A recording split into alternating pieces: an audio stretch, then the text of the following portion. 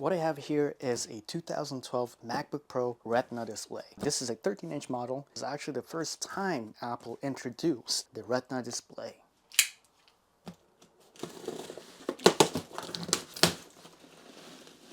Now this is actually my first time opening this up. We're gonna find out, see if this MacBook is worth it. Now I got this MacBook for around $30, so let's see what happens here. Oh, what is that? Is that a glue or a grime? Or as you can see, there's clearly no screws here.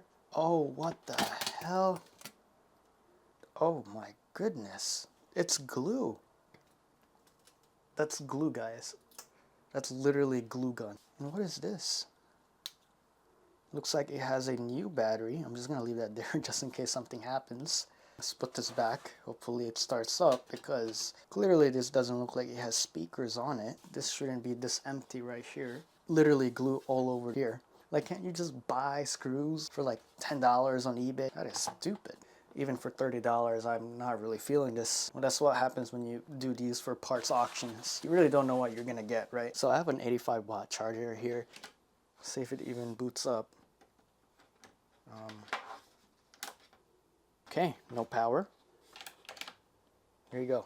We got power. Oh, it's loading. And we got some dead pixels right there. This is literally the actual listing right here. $33, 512 gigabytes. Batteries at 75. But it did not mention anything about the glue situation. But luckily, I'm gonna go ahead and see if I have any spare parts. It looks like it has fully booted up, so I guess we just click enter. Well, what I have here is a headless MacBook. The speakers might be very similar to the 2012. This is a late 2013 here. I got this many months ago, so I'm not entirely sure if this would even work. So this is indeed a 2012 Retina MacBook. Essentially that 2.5 gigahertz is the same one as the last year Unibody MacBook. So imagine the Unibody MacBook with a Retina display. Exactly what this is right now. My issue right now is, why is this so slow? As you can see, I'm moving around the cursor and it's not moving a lot. I'm not seeing any battery indicators here. After a couple of minutes, the MacBook specs finally showed up. So let's see if we can go to the power here and see if we can detect any battery. Yeah, it's not detecting anything of the battery. So this is a connector right here, and this is the connector right here. Something significant has really gone wrong. It's exactly why the battery is not detected. I wonder if I could connect this somehow again.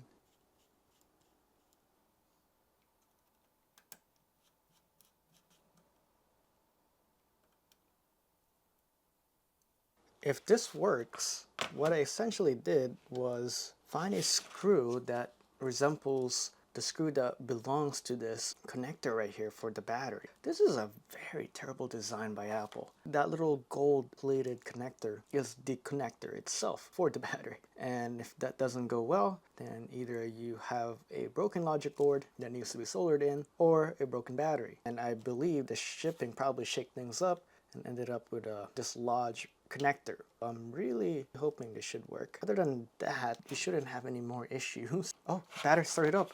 Look at that. The fans are spinning. Oh snap, it worked. I'm gonna go ahead and work on the display now. Because we already took out the display, and the fact that the weak hinges are really bothering me, I might as well just fix them while it's disassembled. I can't seem to take out this black plastic bar on the bottom. I'm just gonna leave it as is. It's $30. It is what it is, right? Now that everything has been completely installed, I think this MacBook needs some proper care and love. Look at that.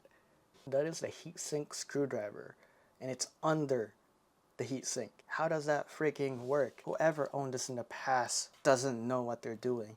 And I'm hoping this is not a tech shop, as if that was the case, this is not a good job at all. That can happen a lot, and I've experienced that a couple of times where a third-party shop tends to ruin things rather than fixing them. You gotta be careful. We're gonna go ahead and put the case back in here. I could care less about the thermal paste in this. I just wanna see if this MacBook actually starts with its own power.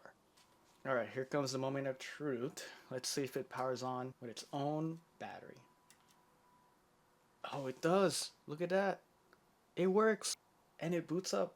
Oh, the fans are spinning, which is good. We just went up 1% on the battery, so it is indeed charging.